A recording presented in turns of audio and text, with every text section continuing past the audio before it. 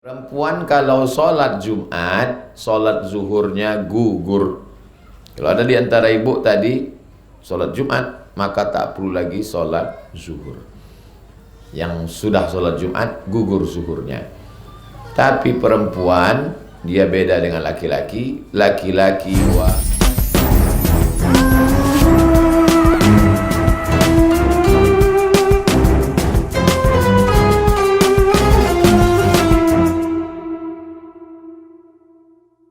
Imam Al-Hafiz Al-Munziri berkata dengan sanadnya, dengan silsilah periwayatannya sampai kepada sahabat Nabi namanya Abu Hurairah radhiyallahu anhu. Anna Nabiyya sallallahu alaihi wasallam qala, Nabi sallallahu alaihi wasallam bersabda, "Idza qulta li sahibika," kalau engkau berkata kepada sahabatmu. Ada orang duduk di sebelah sahabatmu, kanan atau kiri, depan atau belakang. Kau katakan yaumal jumu'ati, hari Jumat. Artinya orang ini sedang sholat Jumat. Lalu dibilangnya, dikatakannya ke kawan di sebelahnya, ansit, diamlah. Diamlah, ansit, diamlah. Wal imamu yakhtubu, waktu itu imam sedang berkhutbah. Imam sedang menyampaikan khutbah, takutlah kamu kepada Allah. Lalu kemudian dia mengatakan ke sebelahnya kawannya, diam. Faqad laghauta, maka engkau sudah melakukan perbuatan sia-sia. Muttafaqun alaih. Hadis ini ada dalam Sahih Bukhari, ada dalam Sahih Muslim. Apa pelajaran dari hadis ini? Tidak boleh berkata-kata ketika khotib sedang berkhutbah.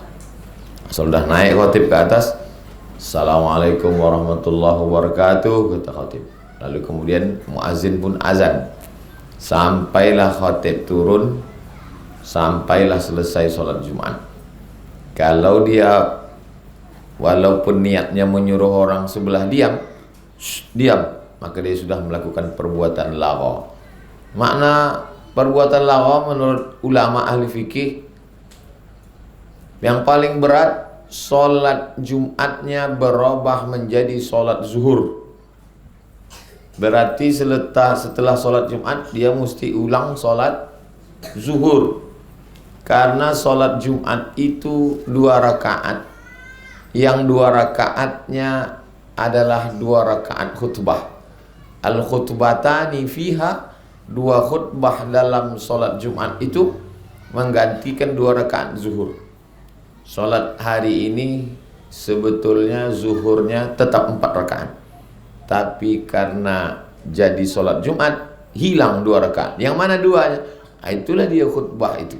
Berarti kalau bicara sedang khutbah, berarti bicara sedang sholat, maka batal sholatnya. Ini pendapat yang paling kuat.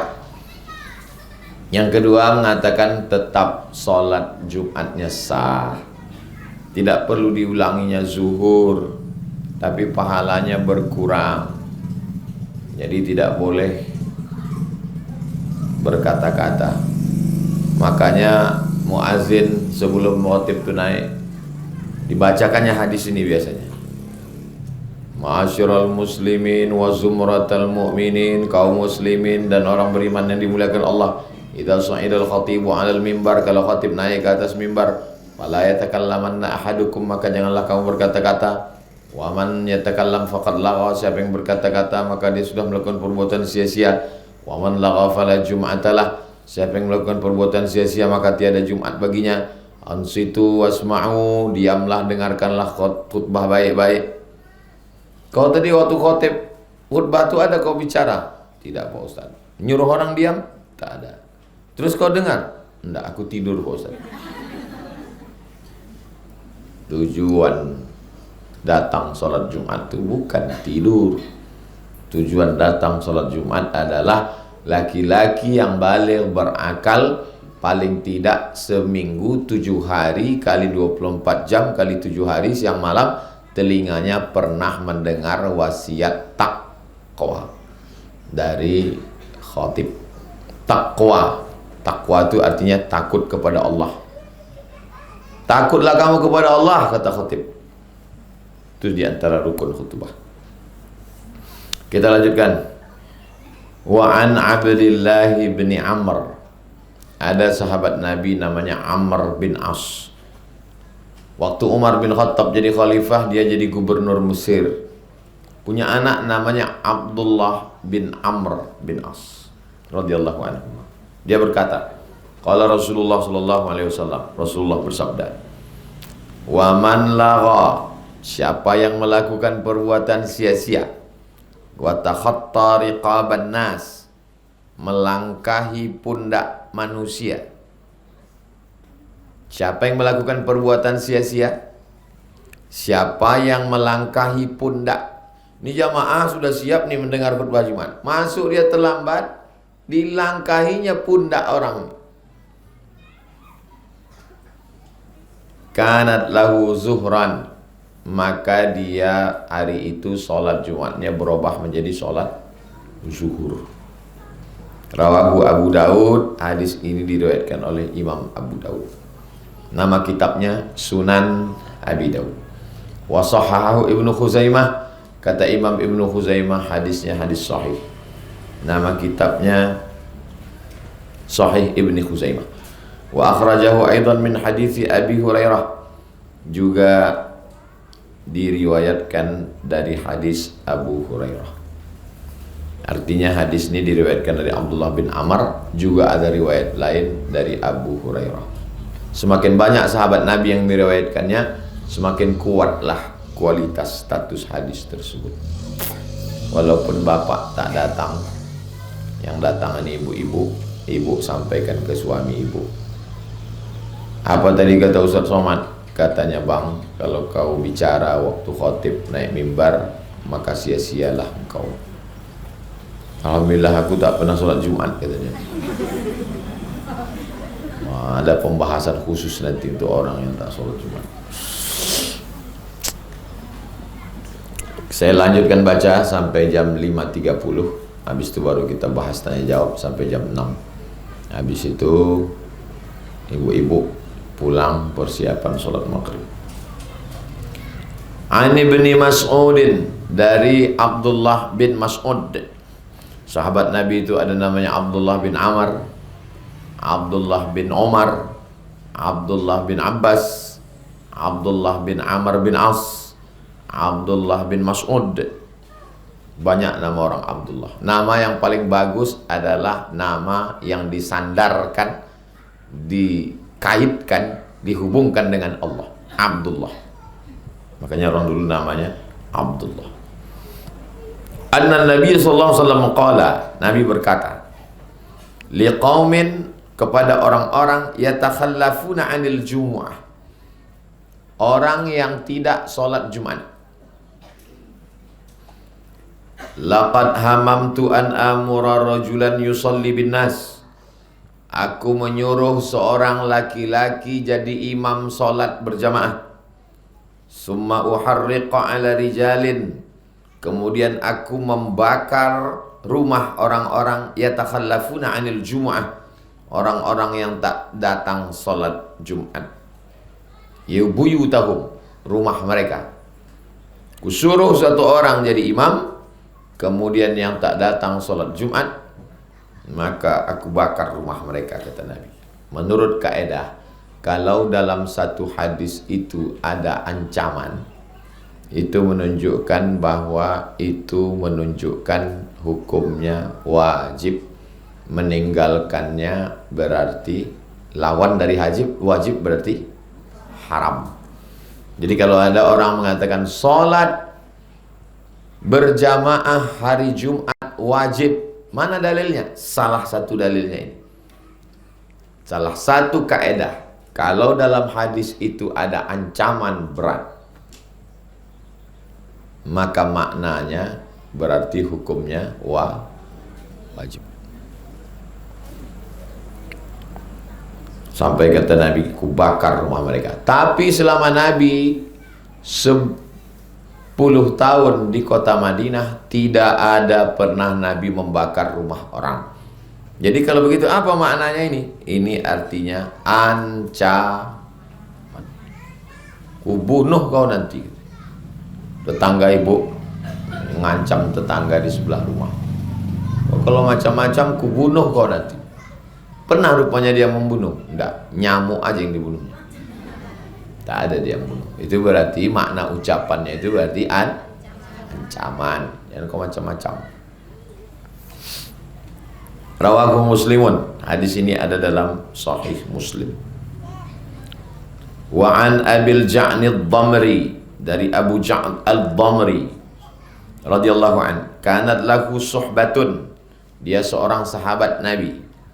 Anin Nabiyyi, dia meriwayatkan hadis dari Nabi Muhammad sallallahu alaihi wasallam. Qala, Nabi bersabda, man taraka thalatha juma'in, siapa yang meninggalkan solat Jumat 3 kali, tahawunan biha, menyepelekan solat Jumat 3 kali berturut-turut, taballahu ala qalbih, maka Allah mengunci pintu hatinya. Oh, kalau gitu kami masuklah nih Pak Ustadz, kata ibu-ibu. Kami udah 3 tahun tak sholat Jumat. Yang dimaksudnya di sini laki-laki. Perempuan kalau sholat Jumat, sholat zuhurnya gugur. Kalau ada di antara ibu tadi sholat Jumat, maka tak perlu lagi sholat zuhur. Yang sudah sholat Jumat, gugur zuhurnya. Tapi perempuan dia beda dengan laki-laki. Laki-laki wajib sholat Jumat. Perempuan dia tidak perlu sholat Jumat. Tapi kalau nanti pas umrah di Makkah sholat Jumat, di Madinah sholat Jumat, pulang ke hotel tak perlu sholat zuhur lagi. Nanti saya bulan 2 tanggal 1 sampai tanggal 21, 20 hari. Mudah-mudahan berjumpa dengan ibu-ibu di Makkah, Madinah, insyaallah. Ongkos tanggung masing-masing.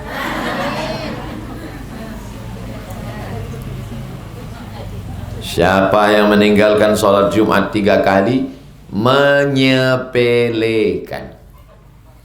Jumat yang pertama, misalnya suami saya Jumat yang pertama tak sholat Pak Ustadz. Kenapa dia tak sholat? Kebetulan dia musafir sama bosnya ke Medan. Jumat yang kedua dia pun tak sholat juga Pak Ustadz. Kenapa dia tak sholat? Dibawa lagi sama bosnya ke Batam. Yang ketiga dia pun tak sholat lagi Pak Ustadz. Kenapa? Karena 2 kali keluar kota, demam pula dia Pak Ustadz. Berarti bapak itu tidak apa-apa, karena dia meninggalkan sholat itu pertama karena musafir, kedua karena musafir, ketiga karena sakit. Setiap hari Jumat tak pernah sholat Jumat. Ini nasihati sama istrinya, sholatlah bang. Dia muncung kau katanya. Wow, baru ikut pengajian Ustaz Somad. Dia mau menceramahi aku pula. Dulu aku masuk surga dari Ustaz kau tu lagi. Nah, itu nampaknya abang tu cepat itu masuk neraka jahanam. Rawahu Ahmad. Hadis ini diriwayatkan oleh Imam Ahmad, nama kitabnya Al-Musnad. Wa ashabus sunan, diriwayatkan oleh sunan yang memiliki kitab sunan 4. Sunan Abi Daud, Sunan Nasai, Sunan Tirmidzi, Sunan Ibnu Majah. Wa sahahahu Ibnu Khuzaimah, kata Ibnu Khuzaimah hadis ini sahih, nama kitabnya Sahih Ibnu Khuzaimah. Wa Ibnu Hibban, hadis ini sahih, nama kitabnya Sahih Ibnu Hibban. Wal Hakim, kata Imam Hakim hadis ini sahih, nama kitabnya Al-Mustadrak, nama imamnya Al-Hakim, nama kitabnya Al-Mustadrak. Imam Hakim mengatakan hadis ini sahih. Jadi hukumannya tak ada dibilangnya siapa yang meninggalkan sholat Jumat 3 kali maka keriputlah wajahnya, tak ada. Siapa yang meninggalkan sholat Jumat 3 kali maka sakit mendadaklah dia, tak ada. Hukumannya, siapa yang meninggalkan sholat Jumat 3 kali berturut-turut, dikuncilah pintu hatinya. Hukuman yang paling mengerikan adalah terkuncinya. Ayatnya, khatamallahu ala qulubihim wa ala sam'ihim wa ala absarihim ghishawa, hati terkunci, telingo tasumbe, mata tatutui. Sempurnalah azab Allah SWT.